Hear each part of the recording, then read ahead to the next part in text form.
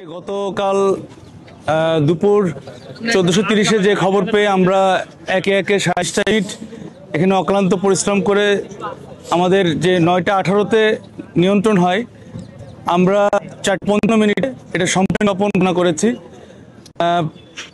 এখানে আপনারা দেখবেন যে কার্গো ভিলেজের যেই কাস্টমস হাউজের অংশটুকু, বিশেষ করে কাস্টম হাউজের অংশ এবং তার সামনে যেই অংশগুলো ছিল, প্রতিটা জায়গাতে আসলে যেই কম্পার্টমেন্টালাইজড ভাগ ভাগ করা ছিল, প্রত্যেকটা জায়গা ছোট ছোট করে অনেকগুলো অংশ আপনার স্টিলের তৈরি, স্টিলের স্ট্রাকচার দিয়ে একতলা দোতলা পর্যন্ত আছে। এখানে অনেক কম্বাসেবল ম্যাটেরিয়াল ছিল, মানে হ্যাজার্ডাস যে ম্যাটেরিয়াল, লোডটা অনেক বেশি, অকুপেন্সি লোডটা অনেক বেশি, যেটার জন্য আমাদের আর যে অ্যাক্টিভ মানে আমাদের কোনো ধরনের ডিটেকশন সিস্টেম যদি থাকতো এবং তার সাথে প্রোটেকশন সিস্টেম থাকতো, তাহলে হয়তো এতটা দুর্ঘটনা ঘটতোই না। তো এই ধরনের কোনো বিষয় আমরা এখানে পাইনি, যার কারণে আমাদেরও বেগ পেতে হচ্ছে, আমাদেরও তদন্ত করে বের করতে হবে কখন কিভাবে এই কোনটা ধরে। তা যাই হোক, আমাদের নির্বাপন দিলেও যেহেতু এখানে স্টিল স্ট্রাকচারের ইস্যুটা অনেক বেশি, এরা হিট অনেক অ্যাবজর্ব করেছে এবং হিট এখনও রিলিজ করছে। হিট যেহেতু রিলিজ করছে, তার সাথে তার অথবা অন্যান্য কিছু কম্বাসেবল ম্যাটেরিয়াল রয়ে গিয়েছে, এই জন্য ধোঁয়া কিছুটা দেখতে পাচ্ছেন। তবে ভয়ের কোনো কারণ নাই, কোনো ফ্লেম নাই। আর ফ্লেম যদি হয়ও, তাহলে আমাদের 4টা ইউনিট এখানে অবস্থান করবে টিল যতক্ষণ পর্যন্ত আপনার এই ধোঁয়াগুলো থাকবে। আশা করছি যে বড় ধরনের কোনো দুর্ঘটনা ঘটার সম্ভাবনা নাই, বিধায় আমরা এটা নির্বাপন ঘোষণা করছি। আগুন লাগা মানে অ্যালার্ম সিস্টেমটা নাই এবং সেটা লাগার পর যে ডিটেকশন সিস্টেম দুটার একটাও নাই। তার মানে একটা আন্তর্জাতিক বিমানবন্দর, বাংলাদেশের প্রধান বিমানবন্দর, সেখানকার আমদানি কমপ্লেক্সের এই অবস্থা, আপনাদের সাজেশন কি? এবং এটা তো মানে নিরাপদ না আর কি, এটা কোনোভাবেই নিরাপদ না যে আগুন ডিটেক্ট করতেও পারছেন না, সঙ্গে সঙ্গে পানি পড়ে যাওয়ার যে অপশনটা সেটাও নাই এখানে। মানে অ্যাক্টিভ এবং প্যাসিভ যে ডিটেকশন এবং প্রোটেকশন সিস্টেম, এটার কথা বলছি। তো এটা আপনার মানে বর্তমান এই অনুযায়ী আমরা সাজেশন দিচ্ছি যে এটা অবশ্যই বিল্ড আপ করতে হবে, এটা ব্যবস্থা নিতে হবে। আর হচ্ছে এটা যেটা বললাম যে কেন এত সময় লাগলো, সময় লাগার কারণটা বললাম আর কি, যে ছোট ছোট কম্পার্টমেন্ট আপনারা গেলে হয়তো মানে যখন দেখবেন তখন হয়তো বুঝতে পারবেন, তদন্তর পরে জানা যাবে বিষয়টা। তবে এটা মানে খুব ছোট ছোট মানে ঘরের মতো করে ভিতরে এরকম ভাগ করা, বিভিন্ন মানে ভাগ করার কারণেই এটা হয়তো ভিতরে কেটে কেটে ঢুকতে হয়েছে আমাদের। তো এই স্টিলগুলো কেটে ঢোকাটা একটা বড় কষ্টসাধ্য বিষয় ছিল, এটা একটা ঝুঁকিও ছিল। আমাদের এই চ্যালেঞ্জটা আমরা মোকাবেলা করতে পেরেছি এবং সময় লেগেছে।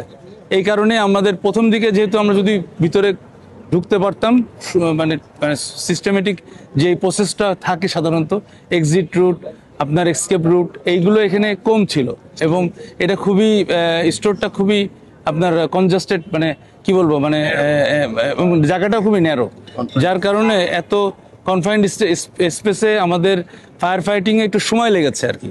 কনফাইন্ড স্পেস এবং অনেকগুলো কম্বাসেবল ম্যাটেরিয়াল, সব কিছু মিলিয়ে আমাদেরকে এই সকাল থেকে আপনারা হয়তো দেখে থাকবেন যে এটাকে বিভিন্ন ফায়ার হুক দিয়ে উল্টায় পাল্টায়, তারপরে আস্তে আস্তে ধীরে ধীরে এটাকে নির্বাপন করা হয়েছে, সময় লেগেছে এই জন্য। প্রত্যক্ষদর্শীরা জানিয়েছেন যে ফায়ার সার্ভিস আসার পর তাদেরকে বিলম্ব করা হয়েছে, তাৎক্ষণিকভাবে প্রবেশ করতে দেয়নি। এই বিষয়ে যদি একটু বলতেন, আসলে কতটুকু?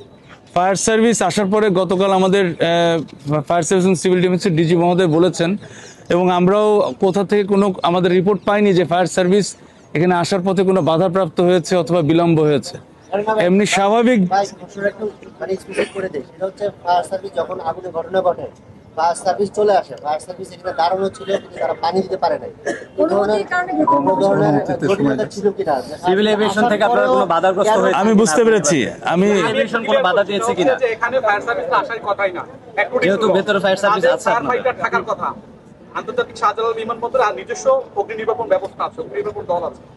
আপনারা এখানে ঢুকে সেটি আসলে কি পেয়েছেন? তাদেরকে নির্বাপন যে ব্যবস্থা সেটি সক্রিয় ছিল কিনা, এখানে ফায়ার হাইড্রেন্ট থাকার কথা, নিজস্ব অগ্নি নির্বাপন ব্যবস্থা থাকার কথা আন্তর্জাতিক শাহজালাল বিমানবন্দরে, সেটি আপনারা পেয়েছেন কিনা? আপনার ধারণাটা একটু ভুল আছে, আপনার তথ্যটা একটু ভুল আছে, আমি সঠিক করে দিচ্ছি। এখানে যে ফায়ার ফাইটিং সিস্টেমটা আছে, এটা ইন্টারন্যাশনাল একটা মানে অপারেশনাল, মানে এটাকে অপারেশন করার জন্য যে যে কার্যক্রম করার কথা সেটার জন্য আপনার ফায়ার ফাইটিং সিস্টেম রয়েছে। এটা বেবি চকের রয়েছে। আর ফায়ার সার্ভিস এবং সিভিল ডিফেন্স রাষ্ট্রীয় একটা সংস্থা, যার কাজ সব জায়গায় বাংলাদেশের 64টা ডিস্ট্রিক্টে যে কোনো পয়েন্টে সে কাজ করতে পারে। এখানে আসার কথা না, থাকার কথা না, এই ধরনের কোনো রুলস রেগুলেশন অথবা কোনো জায়গায় কোথাও লেখা নেই, ফর ইউর ইনফরমেশন। আর আপনাদের সবার যে একটা জিজ্ঞাসা যে ঢুকতে দেরি হয়েছে কি বাধা দিয়েছে, এই ধরনের কোনো কার্যক্রম অথবা কথাবার্তা অথবা কোনো কিছুই তো আমাদের কোনো তরফ থেকে আমরা পাইনি। আমি জানি না যে, আমরা বুঝতে পারছি না যে আপনাদের বারংবার এই কোশ্চেন আসছে।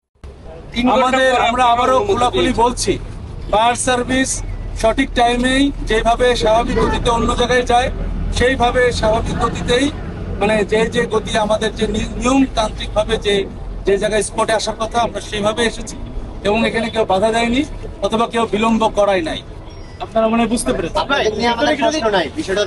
না, অন্য কেউ বিলম্ব করাই নাই। আমি তো বলে দিচ্ছি। ভিতরে যে যন্ত্রপাতি ছিল বলছেন, ফায়ার এক্সটিংগুইশার ছিল, সেগুলো কি কাজ করেনি? তাহলে প্রাথমিকভাবে তো সেগুলো তদন্ত করে দেখতে হবে যে ভিতরে যেগুলো আপনার উপনির্বাচনগুলো সব বিষয়াদি ছিল, এগুলো কাজ করেছে কিনা তদন্ত করে দেখতে হবে কাজ করেছে কিনা। ভবনটি কি এখন স্টেবল না ঝুঁকিপূর্ণ? আর আরেকটা বিষয় ক্লিয়ার করুন যে অগ্নিকাণ্ডের সূত্রপাত সম্পর্কে এখন পর্যন্ত কোনো কিছু জানতে পেরেছেন কিনা? সূত্রপাত কিভাবে হয়েছে এটা আমরা এখন দেখতেছি। আমাদের অলরেডি তদন্ত কমিটি গঠন হয়েছে। এটা আমাদের প্রাথমিক রিপোর্টে যে নির্বাচনের পরে সাধারণত হয়, এবং তদন্ত কমিটিটাও তারপর পরই। আর এটার জন্য আমাদের একটু সময় দিতে হবে। আমরা একটু দেখে তারপরে আমরা যাচাই বাছাই করে তদন্ত করে বলতে পারবো সত্যবাদটা। আর একটা যেটা জিজ্ঞেস করেছিলেন যে স্ট্রাকচারটা কতটুকু ঝুঁকি, এটা অবশ্যই ঝুঁকিপূর্ণ, কারণ এখানে যেহেতু টেম্পারেচার অনেক হাই ছিল, আপনার 2 দিন, প্রায় আজকে দিয়ে 2 দিনই হচ্ছে বলা যায়, 1 দিন প্লাস 1.5 দিন, 24 ঘন্টা পার হয়ে গিয়েছে।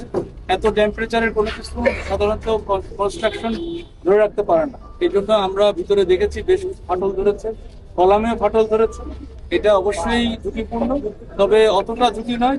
আমরা যেহেতু কাজ করছি, বেশি ঝুঁকিপূর্ণ হলে আমরা হয়তো ভিতরে ঢুকতাম না এখন। তবে এটা ঝুঁকিপূর্ণ হালকা রয়েছে, এবং আমি আশা করবো যে এই ভবন কর্তৃপক্ষ তারা অবশ্যই এটা জরিপ করে এটা বের করবেন যে কতটুকু ঝুঁকিপূর্ণ। পরিবেশের উপর কোনো প্রভাব পড়বে? যেহেতু কেমিক্যাল ছিল, মেডিকেল ইকুইপমেন্ট ছিল, বিভিন্ন ফার্মাসিউটিক্যালসের এখানে কেমিক্যাল ছিল, র মেটেরিয়াল ছিল, এটা যেহেতু এখন এইখানকার, আপনারা কি মনে হয় পরিবেশের উপর কোনো প্রভাব পড়বে এই ঘটনায়? এটা কিছুটা কম, কারণ এখানে যেটা হয়েছে কেমিক্যাল বলতে যেটা আমরা বুঝি, মানে এটা কেমিক্যাল এজেন্ট তৈরি হয়েছে, মানে পুরার পরে আবার বাই প্রোডাক্ট আরেকটা এজেন্ট তৈরি হয়েছে।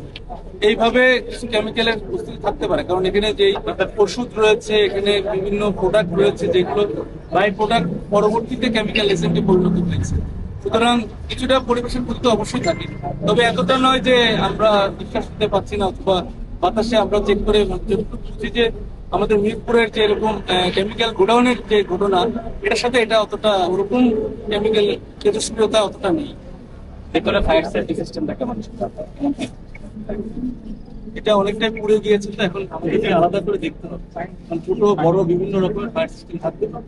কাজ তো শেষ, কি আমাদের তবে নির্বাপনের পরে একটা জিনিস বলে রাখি, ধোঁয়া থাকতে পারে। আমরা আবারও বলছি, এই জন্য আমাদের গাড়ি, আমাদের যে ইউনিট 4টা থাকবে এখানে, মানে ভবিষ্যতে কোনো অনাকাঙ্ক্ষিত কোনো দুর্ঘটনা এখন নির্বাপন ঘোষণা করা হয়েছে 4টা 55 মিনিট।